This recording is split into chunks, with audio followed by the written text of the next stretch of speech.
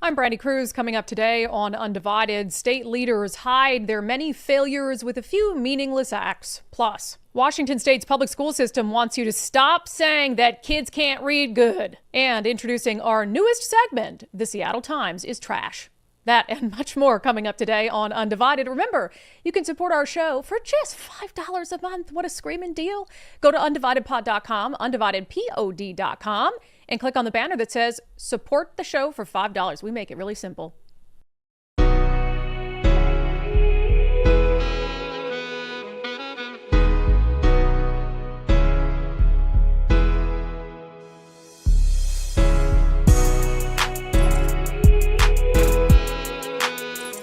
Hello, friends, and welcome to Undivided. Thank you for being here. Thank you so much for your commitment to giving common sense a comeback. I'm Brandi Kruse. I'm so happy. Yes, I am. I'm so happy to be here with you. So yesterday on the show, we wanted to talk about the stellar leadership of Governor Bob Ferguson of Washington State, who's essentially decimated businesses only in his first 6 months on the job. And then he throws scraps out only to the people who really keep him in office. And he announced this program that will give preferential treatment for small businesses in awarding state contracts based on who the owner of those businesses prefers to sleep with, men or women. So yes, he hides his many failures and his $9.5 billion in new taxes on businesses with this nice little blanket of feel-good policies and identitarianism with the hopes that the left will just ignore the actual terrible things he's done for businesses in the state of Washington and celebrate this one meaningless, racist, and probably illegal thing he's done for businesses. So since we checked in on his stellar work yesterday, I thought we'd check in on what some of our other statewide elected leaders are up to. Maybe they're doing things that are more meaningful than that. But probably not. Let's go to Attorney General Nick Brown. So he was posting on social media, as was Governor Bob Ferguson, about enforcing Washington's new housing law, yielding refunds for impacted Washingtonians. He posted, "Washington renters, you've got some legal protection against sky-high rent increases. A new state law caps rent hikes, and the Attorney General's office has begun enforcing it. The AGO recently secured 8 resolutions with landlords across the state who have agreed to withdraw rent increase notices and issue refunds to tenants. This enforcement action will help more than 250 households." And Governor Bob Ferguson commented on this as well. He said many families are one large rent increase away from potentially finding themselves on the street. He said in one case in Walla Walla, rent in a manufactured home park was going up by 29%. Most Washingtonians can't afford that. Grateful for Attorney General Nick Brown's enforcement of the rent stabilization bill I signed earlier this year. It's allowing Washingtonians to plan, budget, and stay in their homes. Okay, there's a million things wrong with those posts, but they're of course talking about rent control and the statewide Rent Control Act that was passed into law this session and signed into law with an emergency clause on May the 7th. That's very important here. Now, I want to point out a few things before I get to these enforcement actions and what they actually entailed. It is still insulting as ever. And again, just throwing crumbs while he, rips food out of your family's mouth and then he throws some of the crumbs back at you. Bob Ferguson saying he cares about the ability of families to afford living in our state. And he says this allows Washingtonians to plan, budget, and stay in their homes. Rent control while ignoring all the many things he and his fellow Democrats have done to make life far less affordable for working class families in Washington. So you can keep your crumbs, okay? Let us keep our hard-earned money. We don't want to pay so much at the gas pump or for groceries or for energy costs or any of the dumb things that you guys think it's important to take money out of our pockets to pay for. So set that aside. Let's talk about this big action. I mean, here is Attorney General Nick Brown, a man of the people, and he's out there making sure these big, bad landlords aren't hurting just innocent working class people. So what Nick Brown doesn't want you to do is he doesn't want you to dig into the details of these resolutions. He's putting it out there as this huge thing they did where rent control is now in effect and we're going to go out and we're going to make sure it's enforced. But when you dig into the details, and I'll give you one example in a moment. So 8 resolutions across the state. The properties involved in these resolutions are in Bothell, Edmonds, Issaquah, Kennewick, Lakewood, Montesano, Port Angeles, Puyallup, Ridgefield, Royal City, University Place, Vancouver, and Yakima. So a couple of them involve property owners that have locations in more than one place. But when you read through, and they had a link in there to the resolutions, it's insane. So when you read through, these weren't examples, and every single one of them, this is the case for. I'll give you an example in a moment, but when you read through these weren't landlords who after May 7th went out and said, I'm increasing your rent by 10% or 20% or 30%, and did it just in flagrant violation of the state law. No, these were landlords who happened to have sent out letters of rent increases to their tenants before May 7th.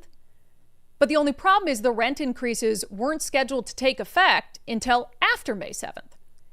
So these aren't horrible, awful human beings who are out there flagrantly violating state law. These are mistakes. These are innocent errors. And when you read every single one of these resolutions, they're about 3 pages long. This one is against a company named LeBoeuf Estates, LLC. And all 8 of these resolutions, by the way, they're almost carbon copies of one another. It says, after receiving a notice from the Attorney General's office that the rent increases were unlawful because they took effect after May 7th, 2025, LeBoeuf Estates, LLC rescinded and or voided the subject lease renewals. So that's important. When the state attorney general's office came and said, hey, you can't do this because even though you were going to increase rent and they got a notice before the law went into effect, the rent increase was going to take effect afterwards. So, hey, you can't do this. What did they do? They didn't fight back. They said, oh, okay, sorry about that. We'll just rescind that. And if, we've charged people these rent increases, we'll refund that money. The state didn't have to force them to do anything. Yet what did the state do? To each and every one of these 8 settlements, they mandated payment to the Attorney General's office. Within 30 days of entry of this assurance of discontinuance, LeBoeuf Estates shall pay $2,000 to the Office of Attorney General for recovery of fees and costs incurred in investigating this matter. Now, $2,000 might not sound like a lot, but none of these are massive landlords. And that's probably why they weren't familiar with the fact that rent increases that tenants were warned about, but that took effect after May 7th, they probably just weren't aware. They're small landlords. They weren't aware. And as soon as the Attorney General's office made them aware, they said, oh, our bad, we'll undo that. And the Attorney General's office still makes them pay fines to the AG's office for all the hard investigative work that went into this. While the AG's office, as we'll talk about in an upcoming segment, pisses away millions and millions of dollars and investigatory time going after the Trump administration for political purposes. But because they spent probably a half an hour on this stuff, they're making these small landlords that are already feeling the crush of rent control and all these other policies that have gone into place to limit how they can screen tenants, who they can have in their units, how they can evict people. Now you turn around in what is an honest mistake and you throw a $2,000 fine at them. Every single one in these 8 instances. Didn't matter if they were the smallest landlord or the biggest landlord or whatever it is. You have to pay us a fine for this. In the first 2 months of a new law that is a first of its kind in the nation. And that is going to be and already is a very difficult law for landlords. So as opposed to, I don't know, having a little bit of grace and saying, hey, we realize that you put this rent increase down before we actually sign this into law. You can't do that. Would you mind reversing it? They do it willingly and just saying, okay, cool. We'll still have an agreement in case you do this again or whatever it is. But no, they have to punish them, make an example out of them. AG Nick Brown and Governor Bob Ferguson all out there talking about, oh, we're saving people from evil landlords. I mean, tyrants. All you had to do, think about this. If you were governor or you were attorney general and you had a brand new law that was going to profoundly impact housing providers across the state, and it's 2 months since it became law on emergency basis, so they didn't even have time to plan for it, by the way. They didn't have any time. Usually laws take effect July 1st. but this was an emergency. So overnight, they're dealing with this new situation. And when they issued the rent increase notices, they weren't for sure. Nobody knew until Bob Ferguson signed the thing. Remember that he was even going to sign it. So they weren't holding off. They were just doing it. And instead of just the state giving them a warning saying, hey, you can't do this, reverse this, and everybody go on their way. No grace at all. We're going to make an example out of you. We're going to charge you thousands of dollars for all the hard work that we put into this while we, again, piss away millions of dollars going after the Trump administration for political purposes. And they want all this credit and to say in their tweets how profound this is. Nick Brown, our office will do all it can to address the housing challenges impacting Washingtonians across the state. Protecting tenants under this new law is one piece of the work that we're doing to ensure more people have safe, affordable places to live. And Bob Ferguson saying that this is about allowing Washingtonians to plan, budget, and stay in their homes. No, these are 8 examples. 8 out of hundreds of thousands of housing providers. And you decided to throw the book at them and make an example out of them for political purposes. You really should be ashamed of yourself.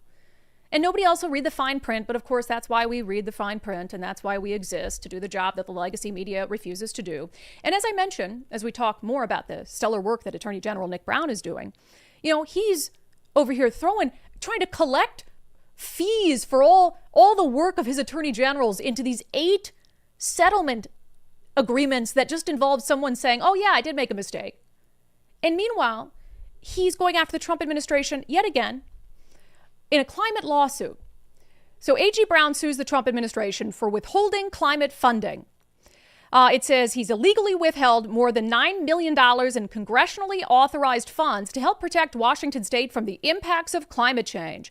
Our changing climate has increased the frequency and severity of life-threatening hazards in Washington, such as heat waves, wildfires, drought, and flooding. I'm not even going to get into the science of that statement. And caused slower moving but devastating changes such as sea level rise, ocean acidification, and loss of mountain snowpack. Climate changes here, and Washington communities need to prepare and build resilience, Brown said. The federal government promised funding to help local communities adapt, and we're holding them to it. $9 million. They're filing yet another lawsuit against the Trump administration to get back $9 million in funding that Nick Brown says is crucial to help slow climate change and to help deal with things like heat waves, wildfires, droughts, flooding, sea level rise. Oh, you're going to do all that with that $9 million? While the state of Washington is bringing in already more money than it really could ever use meaningfully to deal with the climate. Remember, $4 billion just since 2023 in money from the Climate Commitment Act, which, as we've pointed out on the show before, and our friends at the Washington Policy Center pointed out, very little of that is actually going to help the climate. They say that there's all these emergencies out there that they're contending with. Oh my God, the heat waves are killing people, the wildfires, the sea level rise. Well, they got $4 billion in the last 2 years via the Climate Commitment Act, and they spent like 11% of it on things that will actually improve like carbon emissions. In fact, one of the line items was like $25 million for some climate equity. And most of it was used to grow the size of government. And now they're suing the Trump administration, acting as if $9 million that they lost in federal funding is worth mounting yet another costly lawsuit, and acting like that $9 million is the make or break between whether the sea levels are going to rise and all this, all the snowpack and all this. Well, they're pissing away all the money that they're already taking from you at the gas pump and the grocery store and in your energy rates to the tune of $4 billion. It's insane. Not to mention, Nicole just did the Lord's work earlier and went through the list of all the lawsuits that Nick Brown has filed or been part of, wrote like a brief in favor of for the Trump administration. Since he took office 6 months ago, Planned Parenthood, shelter for migrants, public benefits, birthright citizenship, ACA access, cutting disaster funding, education funding cuts, health data protection, clean vehicle program, machine gun distribution, public safety cuts, AmeriCorps, conversion therapy, scientific research ed programs, attack on the U.S. RAP, Department of Ed dismantling, fake energy emergency, HHS dismantling, attack on wind energy, unlawful conditions for K-12 funding, protecting libraries and museums, protecting election integrity, illegal funding cuts to medical research, stopping ICE, federal employee firings, gender-affirming care, stopping Elon Musk's unconstitutional power grab, federal financial assistance freeze. And he's going after landlords for $2,000 for all the work that they did investigating an accident. And this guy for 6 months, utterly obsessed with the Trump administration, wants $9 million back so they can use it to grow the size of government, not use it to actually help the climate. This is the great work that our statewide elected leaders are doing. Meanwhile, since we're checking in on Governor Bob Ferguson and Attorney General Nick Brown, figured we'd check in on the Office of Superintendent of Public Instruction and State Superintendent Kruse Reykdal. So rather than, fix anything meaningful, like, as you know, test scores are down pretty significantly in the state of Washington. Kids can't read, kids can't do math or science, and enrollment is down, attendance is down by any meaningful metric. And we're spending more money, of course, like $20,000 per student. So as the amount of money per student goes up and up and up, all the academics and the things that actually matter go down and down and down and down. But you can't focus on that. Kruse Reykdal does not want you focusing on that. So he's over on their social media pages. The outsized emphasis on state assessment scores by some groups and individuals is deliberately misleading. Oh, yes. If we're focusing on their actual test scores, we're just lying to you, okay? We're just lying to you. Proponents of sending public taxpayer dollars to unaccountable private and charter schools frame the data as proof that kids are failing in math and reading. This false narrative not only incorrectly describes the data, it also minimizes student achievement. No, remember, they changed the data and how they measured it because the real data was showing that kids are failing when it comes to these critical areas of academics. And so they twisted the data a few months ago while Kruse Reykdal was running to keep his job. But we're the ones that are lying. Got it. He said state assessments are tools, each with its own design and purpose. State assessments are just one metric. Written papers, projects, quizzes, and tests are other ways that educators track student learning each day. Oh, wait, okay. So the tests that teachers give them, and the quizzes teachers give them, that's a good grade of whether they're learning. But the statewide tests are not. So the test your highly ideological, soft-on-kids teachers are giving, that's what you want to use to gauge student achievement.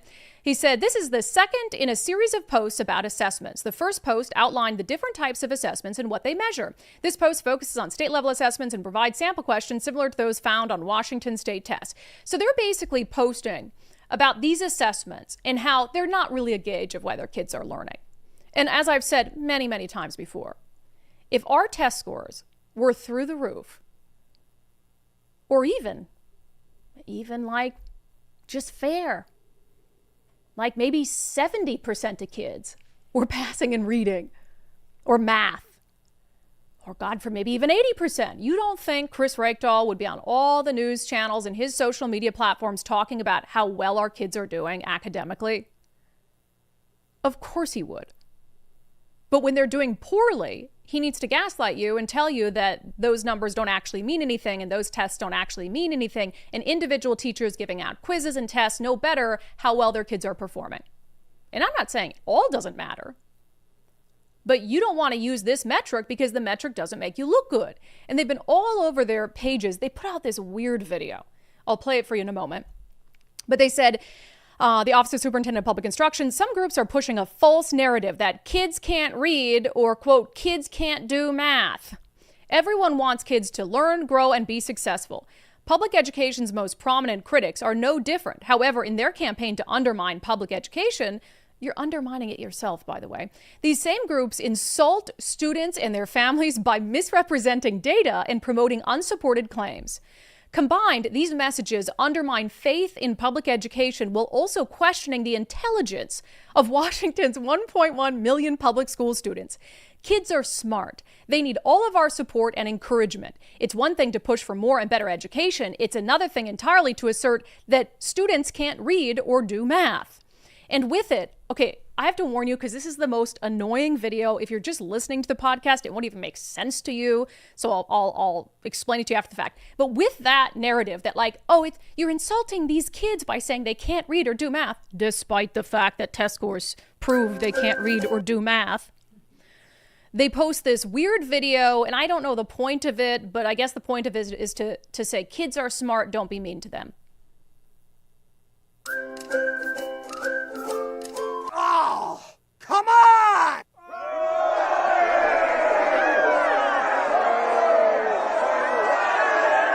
What is going on here? Stop. Stop. Stop.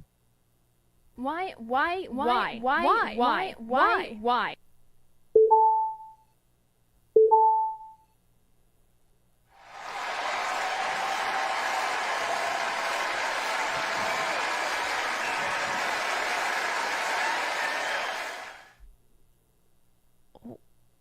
What did I just watch? I think someone who can't read made that video. So if you're just listening on the podcast, it's like these weird stick figures of kids, and it's saying kids are smart, and then it's got some mean emojis that I guess is supposed to be us saying kids can't read or do math, and it makes the kids sad. And it comes back on the stick figure, and kids are smart and inventive and curious. This is where the Office of Superintendent of Public Instruction doesn't quite get it. We're not making fun of the kids. We're making fun of you. We're not mad at the kids. We're mad at you. We're not talking down to the kids. We're talking down to you. Because we, out of our pockets, give you $20,000 per student only for them to fail academically. And your own state assessments show that roughly half of kids in our state actually can't read to grade level or college preparedness. Can't do math to grade level or college preparedness. And rather than contend with that very difficult truth, you want to paint us as a bunch of mean bullies who are just making kids feel bad about themselves. And you want to do that as a way to get people to stop criticizing public education and to suggest that kids and their families should be able to pick the type of schooling that works best for them, where they can excel. The only people who don't want kids to be in an environment where they can excel are Democrats in the state of Washington and the state teachers union, who want to hold children captive in an environment that is clearly not working for so many of them. Well, quite a few of those Democrats who want to do that send their own kids to elite private schools, like Governor Bob Ferguson, who's not in support of school choice for you, but he gets school choice for his own kids because he has the money to send them to the place where they can get the best education, which happens to be, for them, a private school. So the people who are really being mean to kids, Chris Reykdal, are the people who are trying to force them to stay in an environment where they are not learning anything, except how to be a left-wing lunatic when they graduate. Just insane. What a weird video. All right, coming up next, we're going to debut a new segment on Undivided. I'm looking forward to it quite a bit. First, all of us are planning for our retirement, deciding what we want our dream retirement to be. I'm curious what your guys' dreams are for retirement. I always share mine, of having a dog rescue for old doggies and living in the middle of nowhere where the only way that you can reach me is via carrier pigeon. Very much looking forward to that. So we all want to protect our retirement, make sure that our retirement portfolio is properly equipped to handle risk. Zach Abraham and his team at Bulwark Capital specialize in that. Do a free portfolio review with Zach. Reach out to him, knowyourriskpodcast.com. Say, hey, Brandi sent me to you. She said you do a free review of my retirement portfolio. He'll give a look at it, give it his honest opinion. It might be fine, and he might think it's certainly weathered the economic uncertainties of the last 6 months just fine. Or he'll be like, ugh, that's rough. You're definitely too overexposed here. So he'll go through a full reveal of how Bulwark's always looking for opportunities to lower risk, lower cost, give your retirement as much upside as possible. I mean, you only get one retirement. Why not get a second opinion on your portfolio's efficiency? Schedule your free risk review now at knowyourriskpodcast.com. Don't put it off. knowyourriskpodcast.com. All right, as you guys know, we do a ton of stories on how the Seattle Times' reporting is abysmal and it gets worse and worse by the day. So I joked a couple weeks ago that we should start a new segment. And I feel like it was a good idea when I came up with it mid-show. So we are debuting our new segment. The Seattle Times is trash.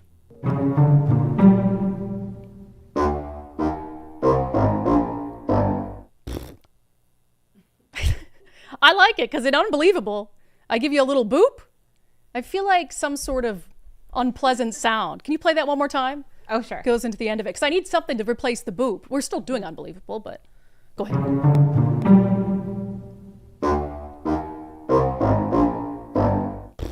Yes, I'm a child. Well, fart noise is great.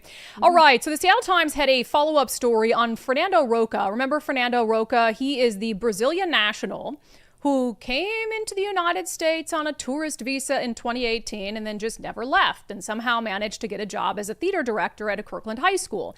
He's 45 years old. He was arrested by enforcement removal operations in Monroe, Washington.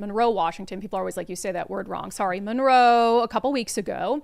And instantly, this turned into one of those sob stories. Instantly, people were out. Oh my gosh, ICE arrested our beloved theater manager. Well, again, then the story comes out. Turns out he's wanted for theft in Brazil, according to ICE. And like I said, dude came here on a jet plane for vacation and just is like, well, this is a nice place to be.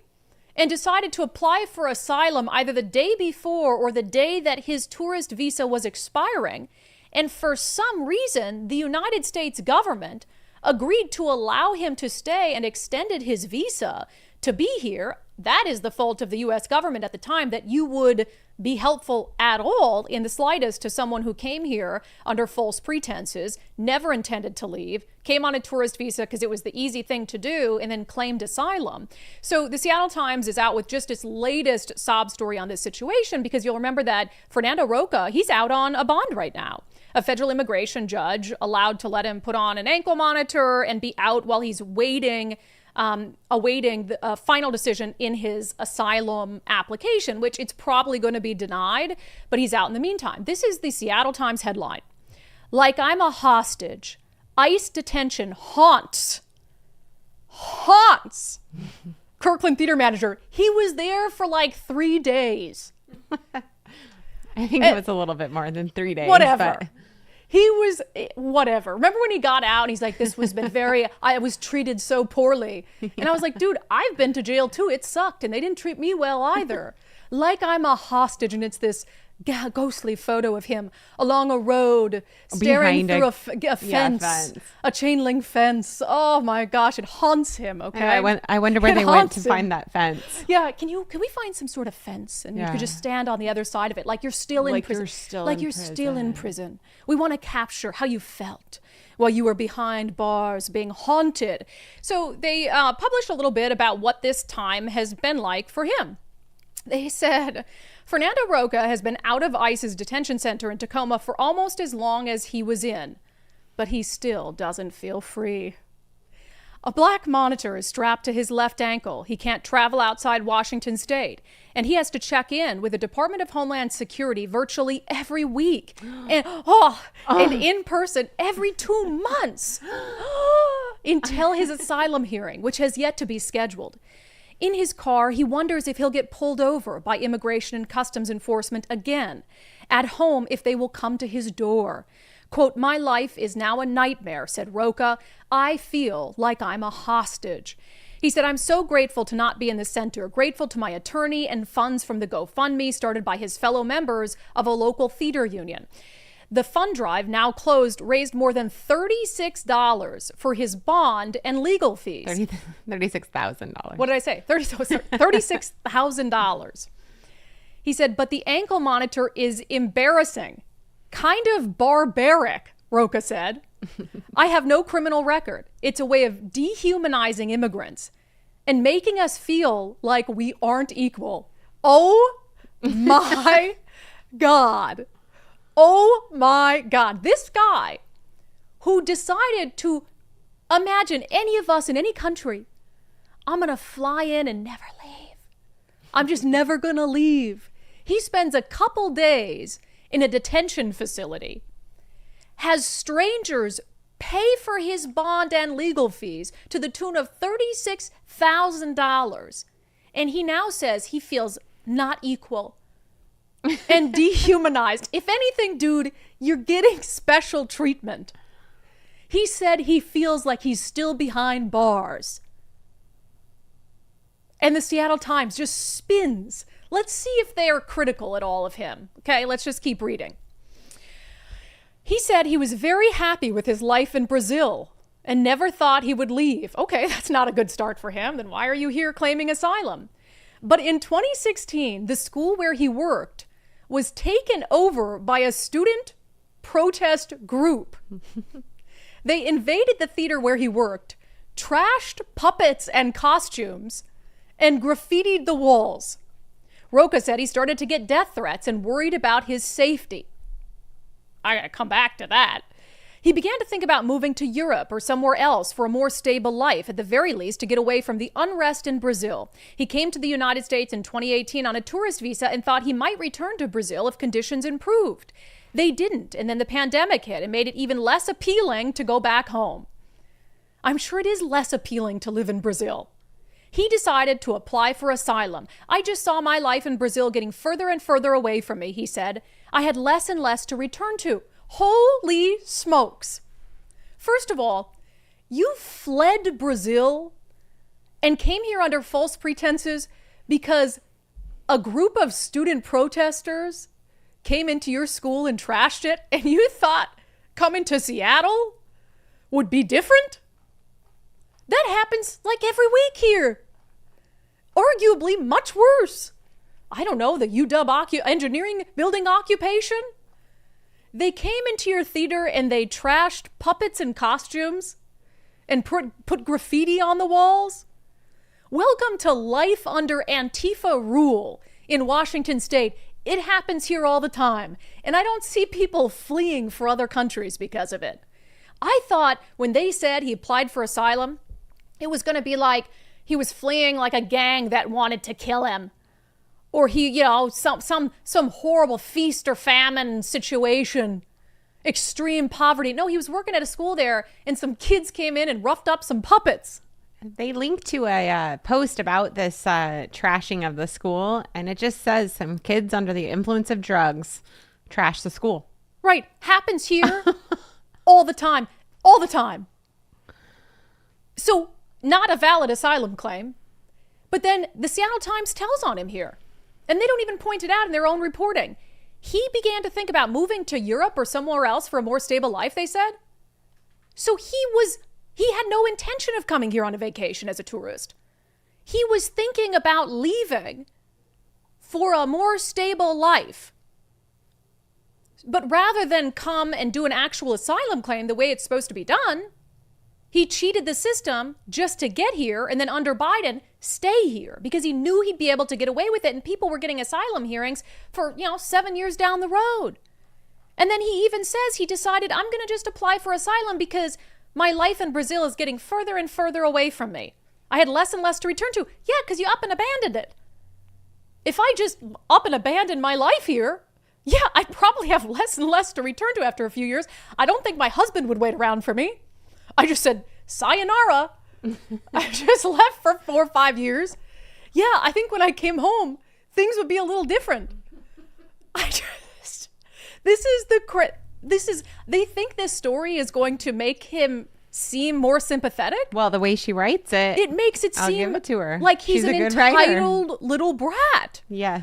Oh my God. So maybe the ICE detention really was bad. Maybe. Like maybe they are just whips and chains and whatever it is there. So let's figure out what ICE detention was like from the stellar journalist at the Seattle Times. The first night in the detention center, he was put in a room with all of the incoming detainees, and it was very cold, Rocha said. Keep in mind, this was the middle of the summer. So lucky to have air conditioning. In Alligator sounds Alcatraz, like. they're mad there is no AC. Yeah. And here, they're mad there is AC. Yeah. So you really can't win. Do you give the detainees AC or not? They said he wasn't given any blankets. A lot of people were sick, and when they tried to get medical attention, they were sometimes told they had to come back another time or were only given Tylenol. He said the food was like white soup. It was probably clam chowder. Cream of She's wheat, not maybe. used to it in Brazil. He and his fellow detainees couldn't identify what it was, and most people didn't eat it. One day, they served eggs that were green and smelled bad. He noticed eggs and ham. This is my favorite. He noticed the officers never drank the water from the faucets. They brought their own water bottles. Oh, now you're a bad person for bringing a Stanley Cup to work? I can't get over this. The Seattle Times is trash. And then this one, I'm like, gosh, what did you know? How bad was it? The first week, some detainees huddled around a 3,000-piece puzzle of marine creatures. During his second week, he said they did a different puzzle with Charlie Brown characters on it. Oh, the horror! The horror!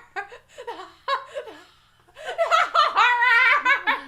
Rescue the migrants! I'm tired. I'm dead. Torture. Okay. When I read that first sentence, I thought it was going to be like, they huddled around a small fire to stay warm. No. Oh, puzzle of marine life. You guys, I don't think I can go on. I don't think I can go on. Oh my gosh. It's not coming out of my nose. Am I cruel? No. All right, but certainly they addressed this theft issue, right? Certainly they asked him like, hey, they say that you are wanted for theft in Brazil, and theft can be a whole bunch of things. You know, did he steal a pack of gum from the convenience store, or did he like steal money, hold up a bank? Like, what is it? What is the theft charge? Here is all the Seattle Times cared to say about that. ICE Seattle claimed Roca was wanted in Brazil for theft. During Roca's bond hearing, Judge Tammy Fitting noted the allegations about the theft in Brazil, but didn't address them further and released Roca on $10,000 bond. Roca provided a document from the Ministry of Justice and Public Security in Brazil that stated there is no record of a final conviction in the name of Fernando Alves Roca. The Seattle Times reached out to the same ministry and didn't receive an immediate response. So he provides them with a document that says he has no convictions. ICE never said he's been convicted of theft. ICE said he wanted for theft. You know, you're wanted, you get arrested, and then you go to trial, and then you're convicted. And the Seattle Times, if they asked him what this was about or anything, there's not even in here any sentence that says he denies knowing anything about it. Nothing. That's all they said. Oh, he hasn't been convicted of theft. We know. No one said he's been convicted of theft. If it was like a case of mistaken identity or something like that, then that's different. But hell, for all we know, when he fled the theater he worked at there, he took a couple of those puppets with him. That might be what they want. He took the puppets and the costumes from his theater in Brazil after the gang of kids broke in and trashed it. You guys, the Seattle Times is trash. All right, coming up next, we'll get to some national news. First, if you're thinking about selling your home and, I don't know, absconding to Brazil on a tourist visa, reach out to our friend Wes Jones at sellwithwes.com. Sellwithwes.com. It really just is a better way to sell your home. Right now, there is an increasing number of listings on the market. You might think, well, gosh, there's going to be a ton of competition. It's going to drive prices down. Actually, prices are still staying pretty high. Now, that does mean that you're going to have to be a little more strategic to make sure that your listing stands out among the other listings. I mean, Mike and I were saying, gosh, we've never seen this many homes for sale in our neighborhood, maybe since the height of the pandemic. So if you're thinking about selling your home, the first thing you should do, go to sellwithwes.com, use his free home value calculator just to see how much your home is worth. It might be worth more than you think. And then reach out to Wes for a free market analysis. So he'll talk to you about all these things. Listings in your area, how they're performing, how many days on market that they're sitting there. So you can be his teammate every step of the way in making sure that your home sells as quickly as possible, if that's what you want, although some people don't mind it taking a little bit of time, and then that you get the best and most possible value out of your home, which of course is the point at the end of the day. So go to sellwithwes.com, sellwithwes.com, reach out to our friend Wes Jones. It simply is a better way to sell your home. All right, I just find it so fascinating to me that the left is perfectly fine with Antifa occupying an ICE facility in Portland for 2 months, terrorizing the community in the process. But if federal agents want to occupy DC to fight crime, oh, that's horrible. They tell on themselves. So on Sundays with Subscribers, we had on a woman named Chelly, better known by her X handle at Honeybadger Mom. And I met Chelly in a really bizarre circumstance. I was getting attacked by Antifa outside the ICE facility in Tukwila earlier this summer. And there's this woman who is clearly not Antifa, who is filming the whole thing on her phone. And then she whispers in my ear, "I'm a friend of Katie Davis Courts," of course, who's a fellow sane independent journalist. So I knew she was friendly, and thank God for Chelly, because she got my whole Antifa attack on video. I wouldn't have had much of it on video otherwise. So that's how I first met her.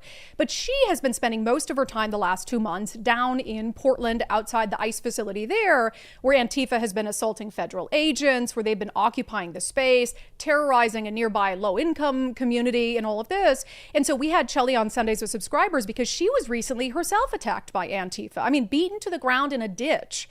And she's like 56 years old. And I'm like, what the hell are you out there? I already said I'm too old for this stuff. What are you doing? But I asked her about Portland police's response or lack thereof to all of this. Because the only people down in Portland in the last 2 months who've been affecting arrests are the feds. They come out for people who vandalize the building or trespass on the building or assault federal agents, and they've been arresting them and referring them for federal charges. But this unrest is happening on the streets of Portland, in Portland PD's jurisdiction, and they're doing virtually nothing about it. We talked about that. Rather than policing the mob as a whole, they're essentially not policing at all and dealing with it if they think that there is a problem person. First, they call it being pro First Amendment. They want to secure people's First Amendment rights. And essentially that means they're not going to police at all. They're not going unless, and I can't figure out what the unless is. If it's going to be like an actual full-on riot, because I've seen a full-on riot down there. Well, and people are being assaulted. So there's laws being broken. Do you see on these nights you're there any Portland police presence, even if it's, a couple blocks removed? Once. And I only noticed the car they just drove by because they have these little pig squeakers, and they were squeaking them and saying oink, oink, oink. And I looked around and there was the cop car, but they just drove right on by. Insane. And I know people have made multiple 911 calls and nothing has been done. Yeah, because we've told the story of the people in the low income housing and what they've been dealing with, which it probably was 2 months ago. It seems crazy that nobody will do anything for them. On the other hand, we've seen more of federal agents, coming out and confronting. So when have you seen that they're willing to kind of come out of the building and take some sort of enforcement action on the federal side of things? Every single night I've been there. Wow. I don't think there's been a day that I've been there when there hasn't been an arrest. So. And some federal charges out of Portland as well. I mean, some serious, significant federal charges. Yes, there absolutely has been federal charges. And they're picking up people regularly and just citing them. That means they have their name and their birth date and their contact info. And these are people that are there regularly. So seems like they're wanting to get as many people as are breaking the law as possible. And a lot of times it's something as small as they're in the driveway and they've been told to leave the driveway. Yeah, but it's still clearly not stopping them. I mean, they're coming back night after night because Portland police aren't doing anything about it. And if they keep their distance and commit all their criminal conduct, a safe distance from the federal property, then nothing's going to happen to them. So one of the things I wanted to know from her perspective on the ground is, what is it going to take, for there to be an end to this? What impact do you think it would have if Tom Homan made his presence known there? Do you think that's a good idea? If they know he's there, they're going to show up en masse, and it's going to be crazy because they've never had any consequences, real consequences. So I don't think that they'll stop. I think they're going to get themselves into some serious trouble. I mean, what do you think it will take for it to come to an end? We had CHOP in Seattle. It happened for a month. This has been going on for much longer than that. Police there are sort of taking a hands off. What do you think is going to end it? Bad weather. Like a prolonged stretch of bad weather, maybe? Winter. Wow. Winter, yes. I think that's what will end it because the city is not going to do anything. Well, and then they'll just go back to their parents' basements because they don't want to be cold outside. You can't be cold outside. So, yeah, interesting stuff from Chelly. I'm glad she's okay. She got bruises all over her body. She was attacked much more severely than I was, and so she went on a vacation after that. So we were talking to her at the airport, and she was. I saw a picture she posted on social media the next day of her kicking her feet up by a pool. I was like, good for you, man. You need that. If you want to watch our full interview with Honeybadger Mom, you can become a subscriber. It aired this past Sunday on Sundays with Subscribers, undividedpod.com. undividedpod.com, and just click on the banner that says support the show, and you can watch our weekly editions of Sundays with Subscribers. So the left looking the other way while Antifa occupies that area of Portland, but certainly they're not looking the other way when it comes to what's happening in DC and President Donald Trump deciding that they're going to federalize DC. So I actually want to start with this DC Attorney General cut, if we could, Nicole. So DC Attorney General Brian Schwab, how people like this get into positions where their job is supposed to be a law enforcer is absolutely unreal to me. So here he is talking about, the feds getting out there and, I don't know, fighting criminals isn't going to fix crime. We as a city and a community need to be much more focused on prevention and surrounding young people and their families with resources if we want to be safer in the long run. We cannot prosecute and arrest our way out of it. You can't prosecute and arrest your way out of crime, but I don't think it would hurt. So that's what they're contending with. You have federal agents stepping up, trying to actually go out there, and you're talking about, it's always the thing, we can't do that to kids. These kids are committing adult crimes. They're carjacking people, they're shooting people, they're robbing people. And by the time they're doing those crimes, I'm sorry, but surrounding them with community and putting resources around them isn't going to fix that at that point. They need to spend some time in prison. They need to see that there's actual consequences. And when they hear someone like you, who's supposed to be a law enforcer, saying enforcing the law isn't the solution to this, they feel emboldened to go out there. Because right now you're fighting against Donald Trump for wanting to enforce the laws. And so whose side are you on? Well, you're on the side of criminals. And then you've got these asshats in the news media like Dana Bash over at CNN, who just had to, as they went to commercial after talking about this federalization of DC, slip in a little jab. I should note that the most violent moment in recent history in DC was January 6th. And it was an attack on the United States Capitol by a lot of people who were doing it in the name of Donald Trump. And it included, the people who were hurt included members of law enforcement. I just can't. And look, I'm not even going to sit here and give the whole, January 6th was bad. It was bad. Law enforcement officers were hurt. We're talking about a totally different situation. It's this, shiny object here. Have to bring it back to Donald Trump. Donald Trump's enforcing the law. So let's keep revisiting January 6th, 2021. It's just insane. I mean, the media is irreparably broken. There are some sane people out there, though. You look at the difference oftentimes. I wouldn't say so much here, but I would say when it comes to local issues, the local news tends to be a little more sane, TV news, than national news, because national news will parachute into a place or whatever it is. They'll do their coverage from their fully political lens, where a lot of the local news anchors, they actually have to live in these areas, right? So while I still don't think they're great, they tend to do a better job. And there was this local ABC News anchor, Kyra Phillips, so actually covers news for DC. And she's like, yeah, crime's bad. We've been talking so much about the numbers, and usually that's how you play devil's advocate, is you talk about, stats say crime is down. However, I can tell you firsthand here in downtown D.C. where we work, right here around our bureau, just in the past 6 months, there were 2 people shot. One person died, literally 2 blocks down here from the bureau. It was within the last 2 years that I actually was jumped walking just 2 blocks down from here. And then just this morning, one of my coworkers said her car was stolen a block away from the bureau. So we can talk about the numbers going down, but crime is happening every single day because we're all experiencing it firsthand while working and living down here. Yeah, that's just insane. And this idea that it has to be, I think this is the problem we run into with a lot of things. There's no nuance there, right? I think a nuanced opinion on this, and I'm sure there's a bunch of nuanced opinions, would be, hey, we don't like the idea of federalizing a local police force. But if the feds and the FBI and the DEA want to come in and want to supplement what our local police force is doing, and we can make an agreement that if the cases can go federal, you guys take them federal. If they have to go local, we're going to try to work together to make sure there's actually consequences. That's a nuanced approach. And I think that would be perfectly fine as long as everyone was committed to reducing crime, truly reducing crime and actually making sure there's consequences.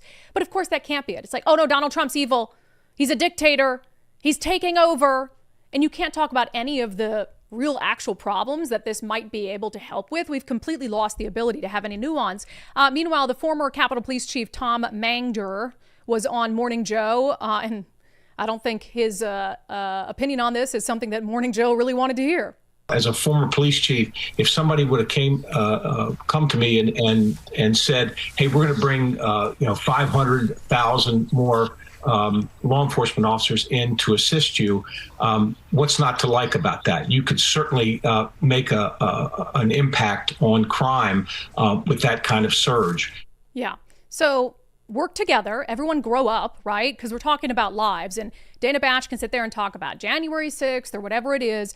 None of that has an impact on what's happening right now in the very real crime and death and disorder and substance abuse that's happening in DC and many other places in the country. And I've said it with like our sanctuary policies here. I get it. Washington's a blue state. I can't snap my fingers and make them believe everything that I believe. More people who actually vote here vote for people who I don't particularly like or agree with. So that's the reality of the environment we're living in. But can we get enough people with common sense who actually care about what should be a non-political issue, public safety, to come up with a nuanced approach like sanctuary policies? Hey, President Donald Trump, what we really don't like, we don't want people being stopped, in their cars because they're brown. We don't want people to fear calling 911 if they're illegal to report a crime or be the witness of a crime. We don't want people arrested who haven't committed any crimes here. So can we work with you, on some of these things to get the drug dealers who are in the country illegally, to get the sex predators, to get the people who have committed crimes and been convicted of crimes? We'll help you facilitate that if you'll take a hands-off approach on these other things. Because that would be better than no help at all, right? And you should thank them because they're getting violent criminals off the street. But no one can use nuance, and no one can use nuance on the left when it comes to President Donald Trump. All right, we'll get to our subscriber show poll, questions, comments, coming up next. First, I have told you guys for a couple years now to become a member of the First Mark family, or at least start by taking the First Mark Challenge, firstmarkinsurance.com, firstmarkinsurance.com. I'll tell you what, you'll never have to worry about insurance again. Because every year, like clockwork, they're checking back in with you proactively. Hey, Brandi, has anything changed in your life? I don't know why I'm giving them that accent.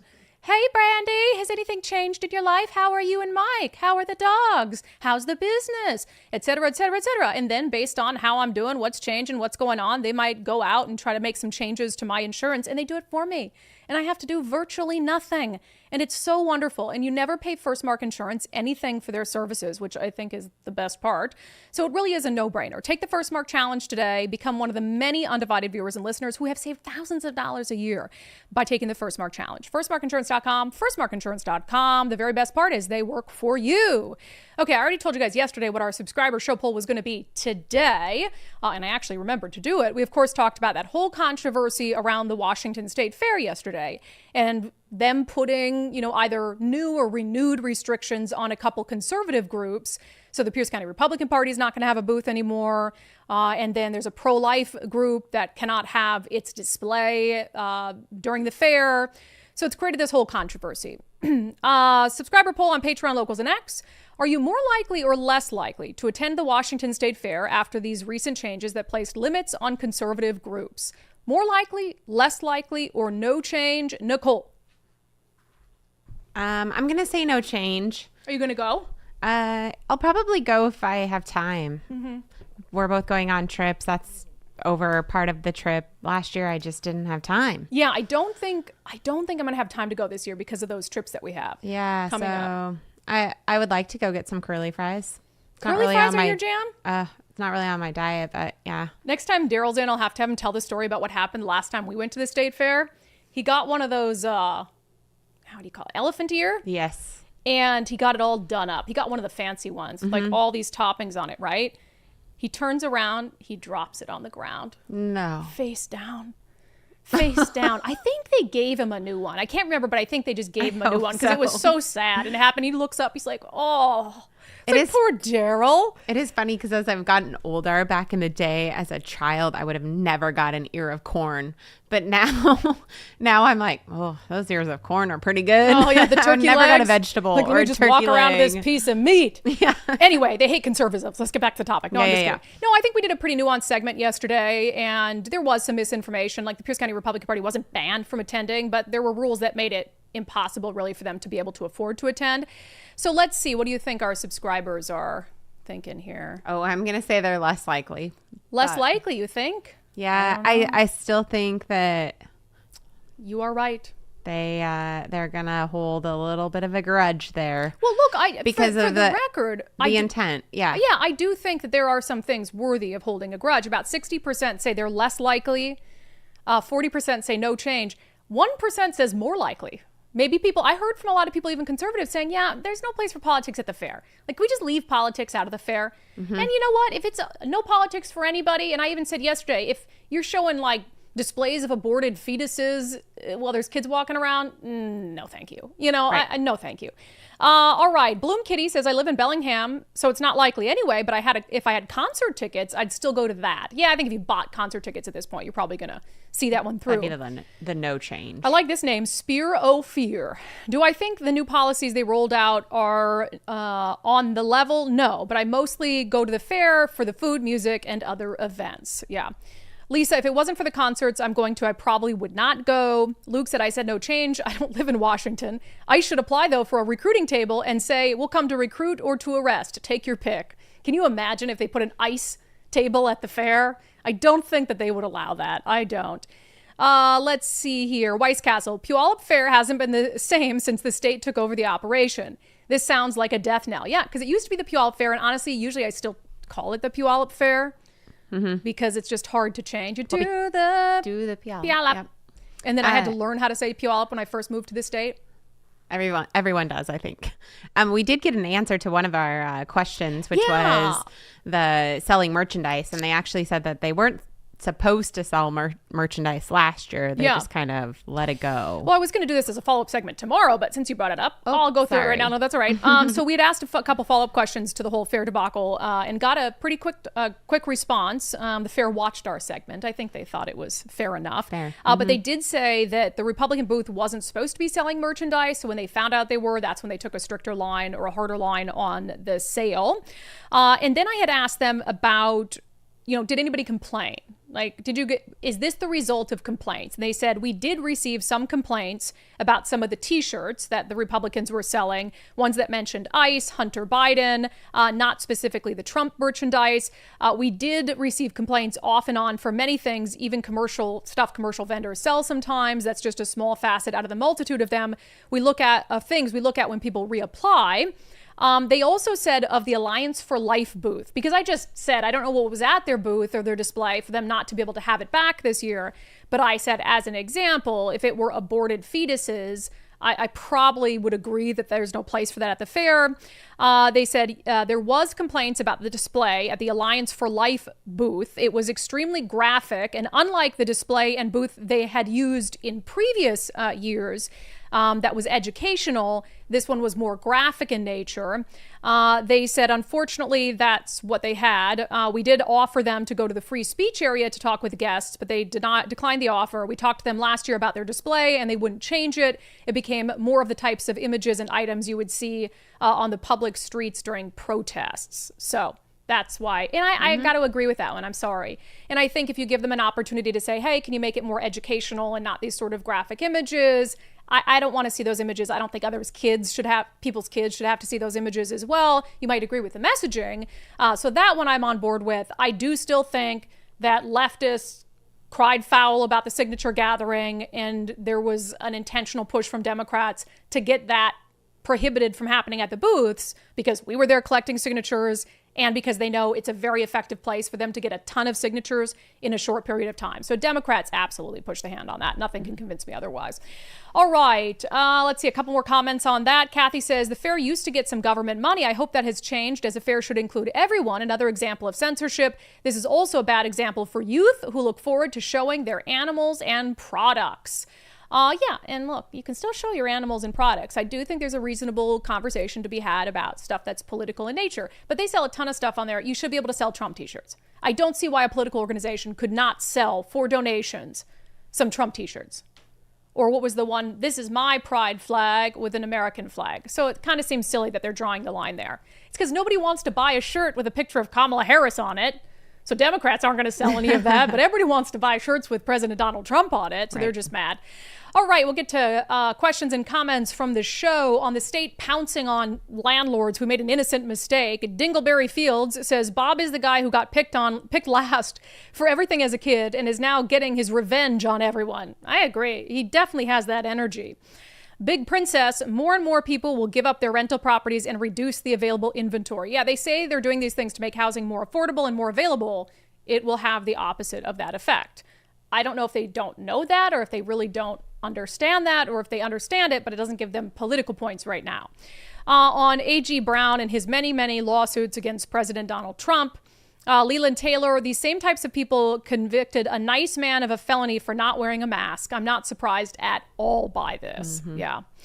Let's see. Kathleen Fagan, landlord penalty fees equals TDS lawsuit fund. Yeah, hey, let's find those landlords and then we'll direct that money to our Trump lawsuit fund. Oh, yeah. Oh, 100%. Donald Duck, something else, but I don't know if I can say that. Washington state needs to be federalized. Like, look, I'm not in favor of the federal government coming in and taking over cities and police departments. I would be a total hypocrite as a conservative, limited government, states' rights advocate to say that I'd be in support of that. Now, when you have a situation like you had in LA that was totally out of control, and you're going to be more mad at Trump sending help than you are at the criminals on the streets causing unrest in your city, you're a lunatic and you shouldn't be anywhere near any position of power. But you were voted in by the people of your city. So I might think Karen Bass is completely worthless as a leader, but the people of LA voted her in. So they're getting what they vote for, someone with TDS who doesn't actually want to protect her city. So it's the same thing here. This is a democracy. The people in Seattle voted for the mayor of Seattle. If the mayor of Seattle, instead of protecting people on the streets, welcoming help from the federal government with sanctuary policies, if they don't want that, and that's the person people voted for, and they'll have another choice to vote him in or vote him out, then Trump coming in and overriding the decision of voters, I don't agree with it. So I think it's stupid. I think people should work together in the interest of public safety. But, you know, what are you going to do? All right. Yeah, I just think the outrage is kind of crazy because they're acting like we're sending in, you know, troops like you see in North Korea propaganda where they're like and just taking people out, and that's not what they're doing. And a lot of it is a deterrent, right? Like people were posting images of federal agents walking the National Mall, right? And they weren't with guns and they're fully fatigued. They were like, no, FBI, DEA.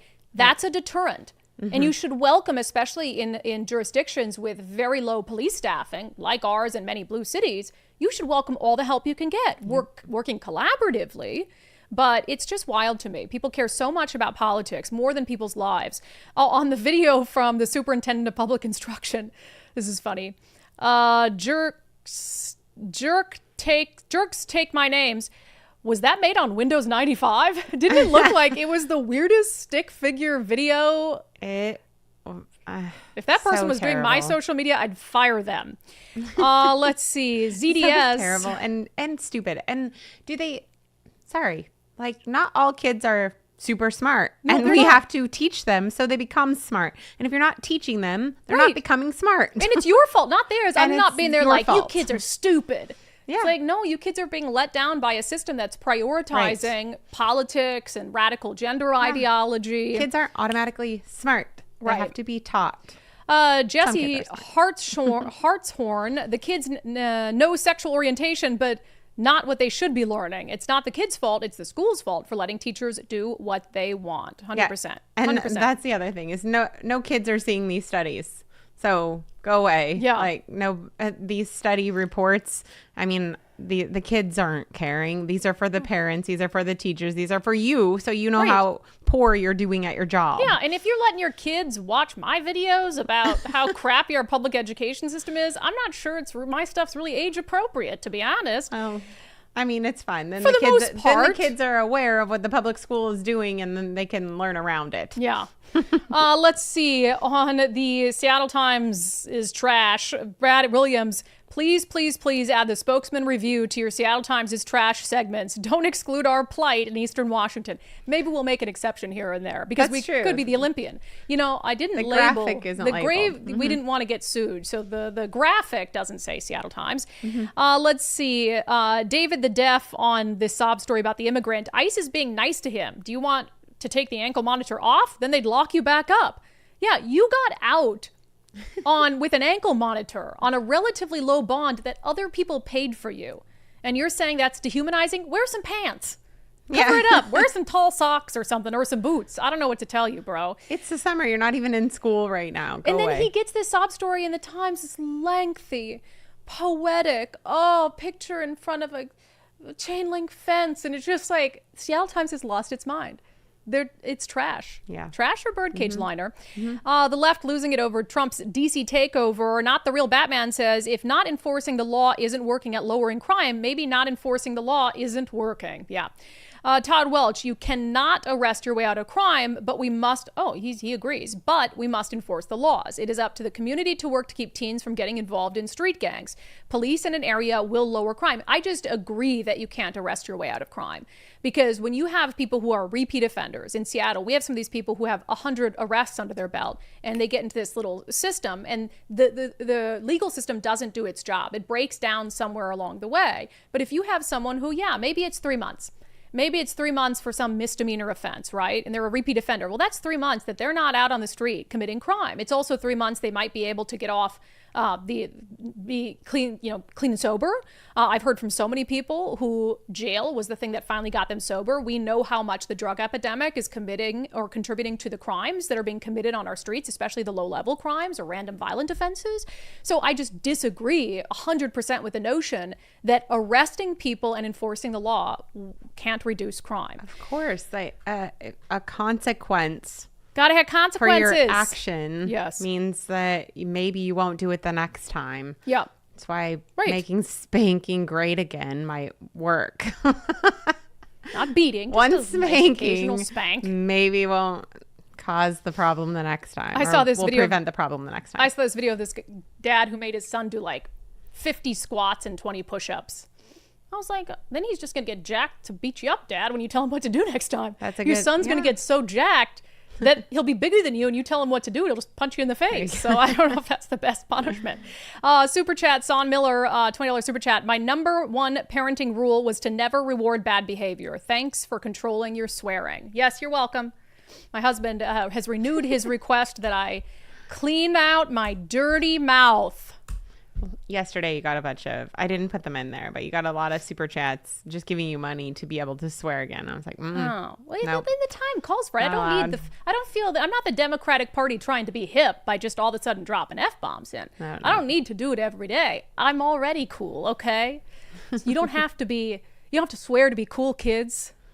Also, stay in school, okay? Yeah. Not Washington State schools. I'd probably find a different place. All right, Nicole, thank you. With that, let's get to our closing. Sanity check. Here's a sanity check for you. If you're going to be a chief of police, maybe know some basics about how policing works. So, of course, there's this whole thing happening in D.C., as we've discussed, with the federalization of the D.C. Police Department. The D.C. police chief was asked a very kind of obvious question, like if President Donald Trump is taking over or federalizing D.C. police, then what's the chain of command? What the chain of command is now? What does that mean? Well, is it Pam Bondi speaking to the mayor, speaking to you, or how does this work? So the executive order is clear. The president has requested MPD services, and our home rule charter outlines the process. The president designated Attorney General Bondi as his proxy to request services through me. Can you play that one more time? What the chain of command is now? What does that mean? Maybe not a surprise that the DC police chief joined the police department in May of 2022, and her title at the time was the first ever chief equity officer. Went from that to being the chief of police, and that's how you have no idea what chain of command means. Good for the mayor of DC, though, for stepping in and being like, Luke, get out of here, and giving a very thorough explanation to the very obvious question. That has been our closing sanity check. That has been today's episode of Undivided. Thank you for being here. Thank you so much for your commitment to giving common sense a comeback. We appreciate all of you so immensely. We sold out like 10 minutes of our Make Common Sense Great Again hats when I posted it again yesterday. So sorry, we're fresh out of those. We do have some other great merch. We have a bumper sticker version, an easy peel off bumper sticker version. Make common sense great again. So go to undividedpod.com, undividedpod.com. You can shop our merch store. You can also, if you haven't already, support our show for $5 a month. Undividedpod.com. Click on the banner that says, I have so many accents. That was sort of a Hispanic accent. Is it racist? I guess. Undividedpod.com. Click on the banner that says, support the show. See you tomorrow.